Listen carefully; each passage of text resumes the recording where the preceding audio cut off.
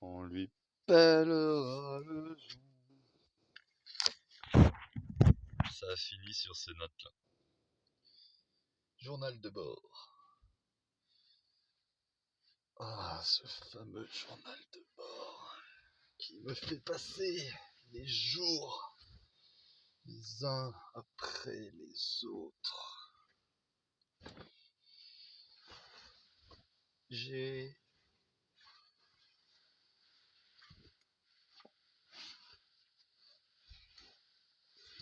suis, comment on pourrait dire,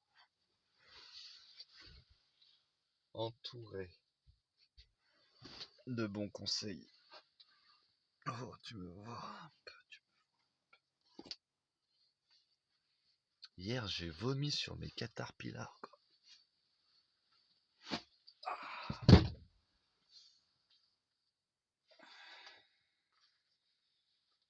Qu'est-ce que je pourrais bien vous raconter aujourd'hui? Qu'ai-je fait?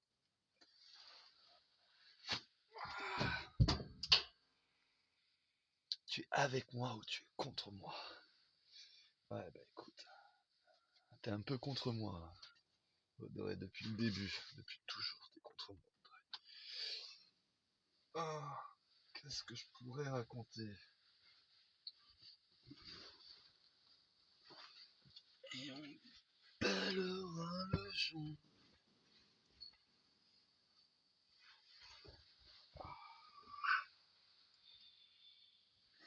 Et du coup, et du coup.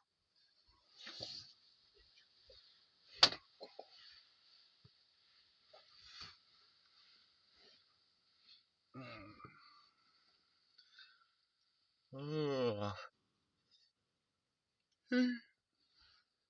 Froid.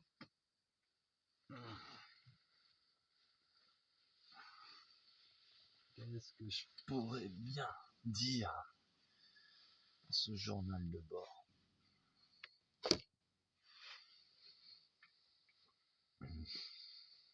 Qu'est-ce que je fais? Moi, j'ai toujours pas vu mon fils, hein. Oh.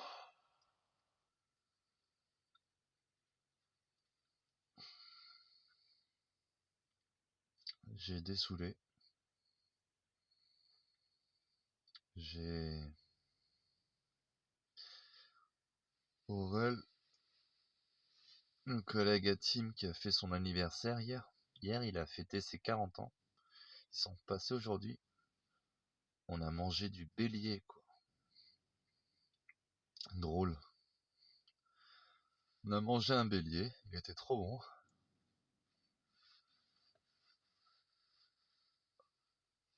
Aujourd'hui. Hier, il avait sorti, mais il était congelé, donc ils l'ont pas préparé hier. On fait ce matin. Ils l'ont fait aujourd'hui. Il y avait Fanfan, Lolo, Aurel, Dave, Malika, Tim.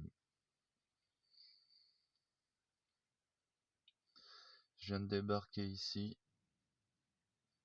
Le petit nouveau que personne connaît. Et je me retrouve dans un cercle d'amis proches. Et ils m'ont accordé une place à leur table.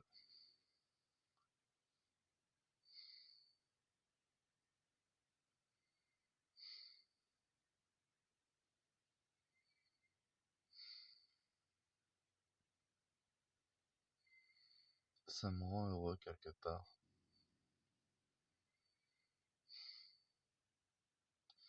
Et malheureux en même temps.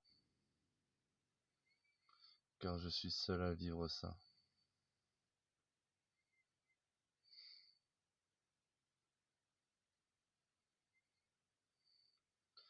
Et ce qui est sûr, c'est qu'avec Audrey, ça aurait jamais été possible. Elle est trop insupportable.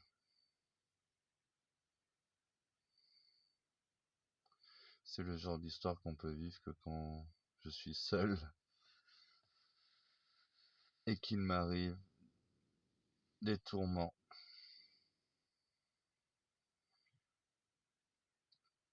qui rend compatissant.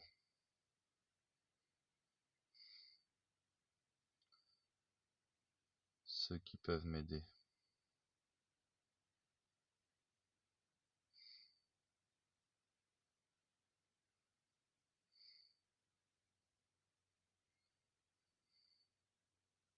C'est paradoxal. Si ma belle famille n'était pas des enculés, et qu'ils m'avaient pas mis à la porte, rejeté comme un malpropre, alors jamais j'aurais vécu ces expériences. Jamais j'aurais été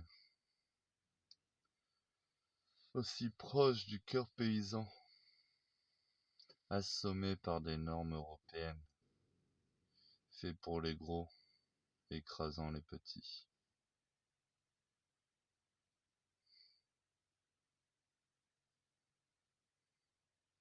Et du coup, tous les jours maintenant, je vais pouvoir me rendre utile. Même si je suis pas payé, même si ils n'ont même pas la capacité de payer parce qu'ils arrivent même pas à se payer eux-mêmes.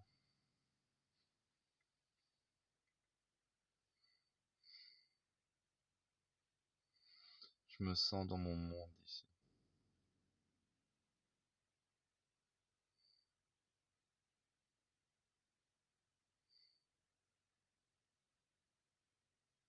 Mais surtout, je vais leur rajouter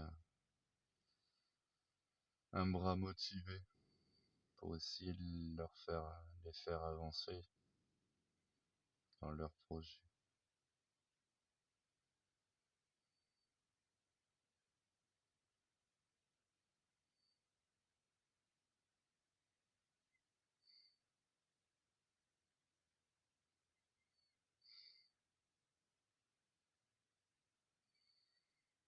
Mais ce qui est dingue,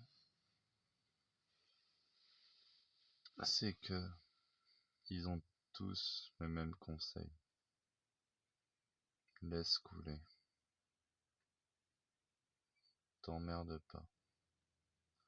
Prends un bon avocat, vis ta vie, laisse couler. Si tu fais des trucs, ça ne sera que pire.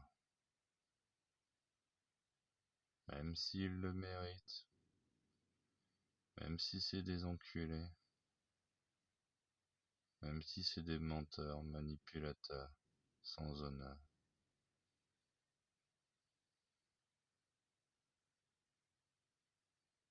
Tu dois être plus fort et laisser couler.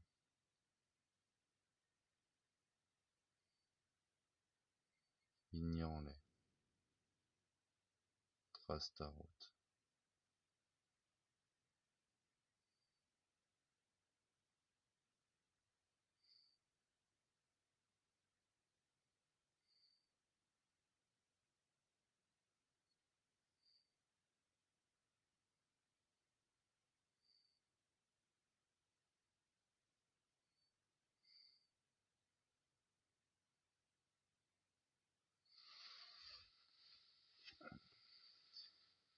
Et ils ont tous vu.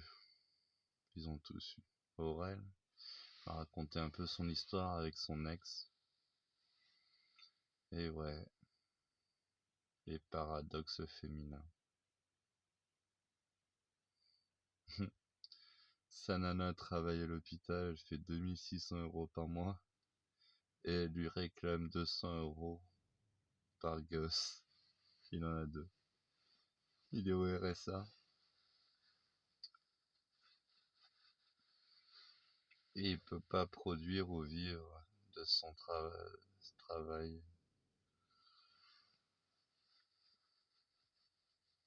d'agriculteur, d'éleveur.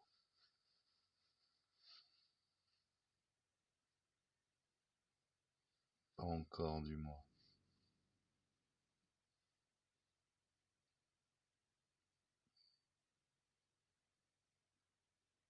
Monde de fou.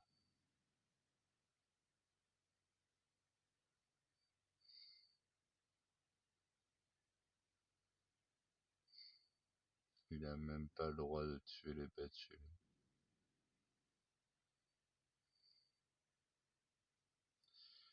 Mais c'est pas le seul dans ce cas-là.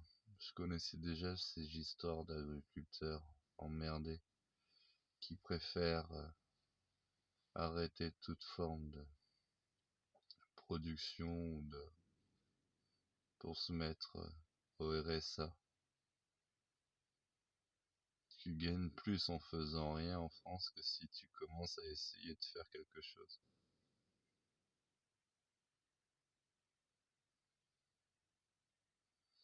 La folie administrative imposée.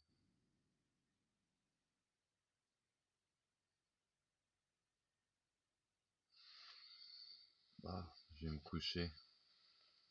Je vous dis bonne nuit.